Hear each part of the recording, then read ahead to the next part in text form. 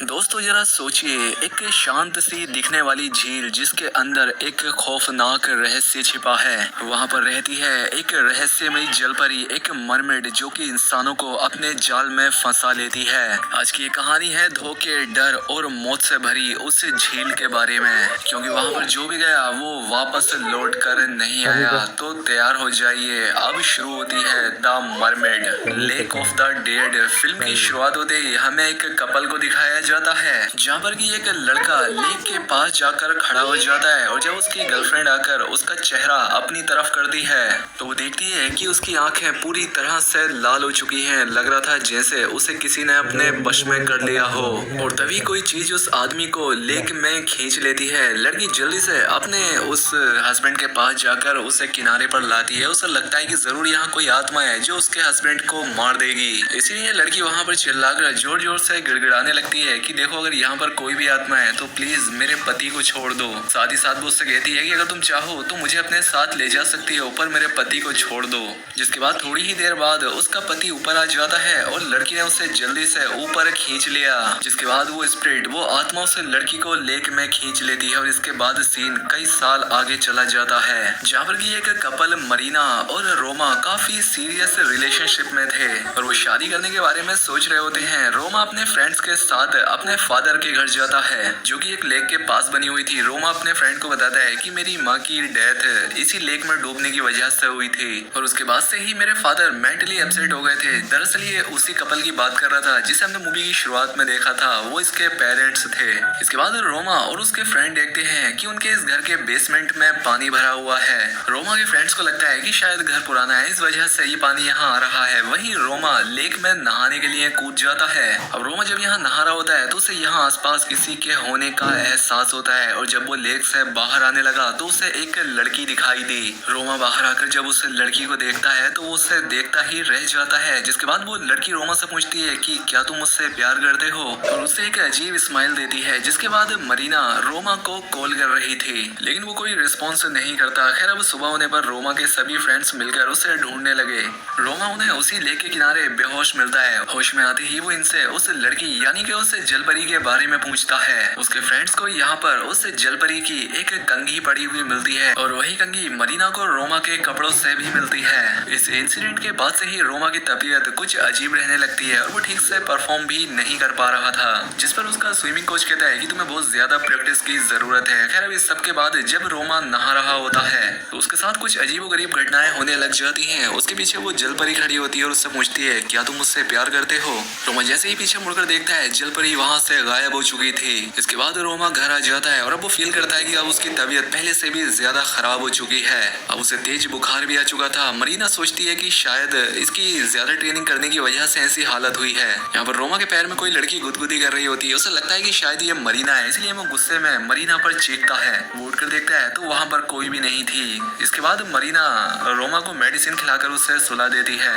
इसके बाद मरीना रोमा की बहन से वीडियो कॉल पर बात करने लगती है और उसे उसकी तबीयत के बारे में भी बताया। वो कहती है कि शायद रोमा को कोई और लड़की मिल गई है और ये कहने के बाद उसे वो उस कंघी को दिखाती है। कंघी को देखने के बाद ओल्गा काफी ज्यादा हैरान हो जाती है। जिसके बाद वो अपने मदर और फादर की पुरानी पिक्चर्स को देखने लगी और वही सेम कंघी उसे उन फोटो में भी नजर आई। खैर अब अगले दिन रोमा की ट्रेनिंग होती है। वो जैसे ही पूल में कूदता है वो देखता है कि वो उसी झील में आ गया है और अब वो झील से बाहर आकर देखता है कि तभी उसे वो जलपरी नजर आती है। वो फिर से उससे वही सवाल करती है क्या तुम मुझसे प्यार करते हो, जिस पर रोमा मना करता है तो वो गुस्से में उस पर खौफनाक शक्ल के साथ चिल्लाती है और रोमा बेहोश हो गया। रोमा स्विमिंग पूल के किनारे के पास बेहोश हुआ था और सभी लोग उसे होश में ला रहे थे। इस इंसिडेंट के बाद रोमा की तबीयत और भी ज्यादा खराब हो जाती है और इस बार उसे हॉस्पिटलाइज्ड करना पड़ता है। अब यहाँ पर रोमा अपने सभी साथियों को उसके साथ जो भी हुआ बता देता है कि मुझे लेक पर एक लड़की मिली थी जिसके बाद से ही मेरे साथ अजीब चीज होना शुरू हो गई और वो लड़की हमेशा मेरे साथ होती है। जिस पर ओल्गा उससे पूछती है कि तुमने पहली बार उस लड़की को कहाँ देखा था। वो कहता है कि झील के किनारे, और उस लड़की ने मेरी शर्ट पहनी हुई थी और मैंने उसे किस कर दिया था। ये देखकर मरीना गुस्से में आ जाती है और यहाँ से जाने लगी। अब उसे मनाने के लिए रोमा उसके पीछे जाने लगा था लेकिन वो अब काफी कमजोर हो चुका था तो वो ज्यादा चल नहीं सकता था। और अचानक से मरीना को किसी की आवाज आई। मरीना एक दूसरे रूम में चली जाती है और रोमा भी उसका पीछा करते हुए वहाँ आ गया और तभी से फिर से यहाँ पर वो जलपरी नजर आई और मरीना के वहाँ पहुँचने से पहले ही वो दरवाजा बंद हो जाता है। इससे पहले कि सभी लोग वो रोमा को उस रूम से बाहर निकाल दे कि वो जल परी एक बार फिर से रोमा पर अटैक कर देती है। और ये सारा नजारा देखकर ओल्गा फौरन समझ जाती है और वो उन्हें फौरन से अपने फादर के पास ले जाती है। हालांकि पहले तो उसके फादर इन सबसे मिलने से इनकार करते हैं और इनसे कहते हैं कि तुम सब लोग यहाँ से चले जाओ। लेकिन जब ओल्गा ने उन्हें वो कंघी दिखाई तो वो इनकी सारी बातें सुनने लगे। अब पहले तो वो इनकी सारी बातें सुनकर इनकी बातों को इग्नोर ही करते हैं, लेकिन जब इन्होंने रोमा की हालत देखी तो वो काफी रोने लगे और इन लोगों को समझाते हैं कि अब तुम कभी भी उस जलपरी की बात मत सुनना वरना वो तुम्हें अपने साथ ले जाएगी। इसके बाद वो इन्हें अपना पूरा वाक्य बताते हैं कि आज से ठीक 30 साल पहले वो जलपरी मुझे भी उस लेक के किनारे मिली थी,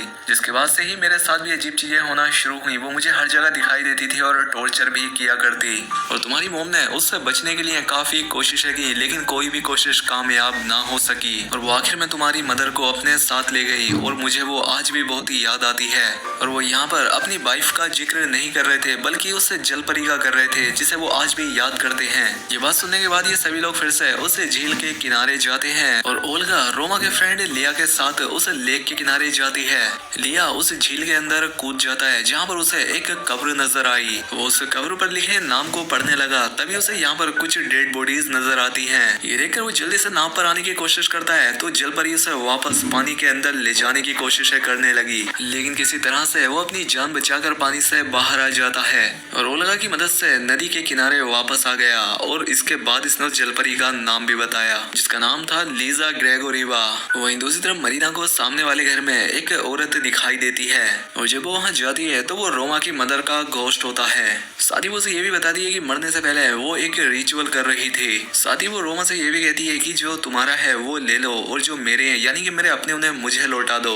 ये सब देखकर मरीना बहुत ज्यादा डर जाती है और वो वापस घर में आकर रोमा के पास आई और वो यहाँ आकर देखती है कि कोई एविल पावर रोमा को बेसमेंट में खींच कर ले जा रही है, जिस पर मरीना रोमा की मदद करती है। तो अचानक से बेसमेंट से वो जलपरी बाहर आ जाती है और उसे अपने साथ फिर से खींचना शुरू कर दिया। ये देखकर मरीना जलपरी पर अटैक करती है और रोमा को जल्दी से ऊपर खींच लिया, जिसके बाद उस जगह को जल्दी से कील की मदद से बंद कर दिया जाता है। अब ओल्गा इन सभी लोगों को बताती है कि पहले जमाने में जब लोग सुसाइड किया करते थे तो उन्हें कब्रिस्तान में नहीं दफनाया जाता था बल्कि उन्हें लेक में ही दफना दिया जाता था और उसका ये मानना था कि ये मरमिट जो है इसने भी अपने टाइम में सुसाइड किया होगा, इसलिए उसे भी इस लेक के किनारे दफना दिया। लेकिन पानी ज्यादा होने की वजह से वो उसकी कब्र अंदर ही डूब गई। साथ ही ओल्गा ने ये भी बता दी है कि तुम्हें वो उसकी कंघी नहीं लेनी चाहिए थी क्योंकि जलपरियों की सारी ताकत उनके बालों में होती है। साथ ही यहाँ पर मरीना उसे उसकी मोम के उस रिचुअल के बारे में बताती है और साथ ही वो उसकी चीज यानी कि उस कोम्ब के बारे में बात कर रही थी। इसके बाद मरीना लिया से रिक्वेस्ट करती है कि तुम कॉटेज से बाहर मेरा वेट करना और वो खुद अंदर जाकर रिचुअल परफॉर्म करने लगी। अब इतनी ही देर में लिया को बाहर वो जलपरी नजर आती है। वो उससे भी पूछती है क्या तुम मुझसे प्यार करते हो और इसके जवाब में उसने हाँ कह दिया। जिसके बाद वो उसे पजेस कर लेती है और उसके साथ ही उसने रोमा को भी पजेस कर लिया और उसे बेसमेंट पर आने के लिए मजबूर करने लगी। ये देखकर ओल्गा उसे रोकने के लिए आती है लेकिन वो उस पर अटैक कर देता है। वहीं दूसरी तरफ मरीना अलग अलग तरह से रिचुअल परफॉर्म करने के बाद सही तरह से रिचुअल करना शुरू कर देती है। वो उस जलपरी की कंघी को पानी में रखती है और मिरर में देखते हुए कहती है कि अपनी चीज तुम वापस ले जाओ और मेरी चीज मुझे लौटा दो। जिसके बाद वो कंघी फौरन गायब हो जाती है और मरमेड मरीना का सर पानी में डुबोकर उसे अपना पास्ट दिखाती है, जहाँ पर कि एक लड़का उससे शादी का प्रॉमिस करके उसे धोखा दे देता है और ये देखकर वो उन्हें मार देती है और खुद पानी में जाकर सुसाइड कर लेती है। जिसके बाद से वो जलपरी बन गई और उसके बाद उसने बहुत सारे मर्दों को अपनी ओर अटैक किया और उनकी जानें ले ली। बेसमेंट में रोमा भी होश में आ जाता है और वो जल्दी से कॉटेज की तरफ भागता है, जहाँ पर वो देखता है कि लिया भी पजेस हो चुका है और वो कॉटेज के अंदर ही जा रहा था। यहाँ पर जलपरी काफी सारी मरीना बनाकर उससे पूछती है क्या तुम मुझसे प्यार करते हो, लेकिन इस बार रोमा असली मरीना को पहचान लेता है और वो उसे आई लव यू बोल देता है और ऐसा करते ही फौरन लिसा के अंदर से भी पजेस का असर खत्म हो जाता है।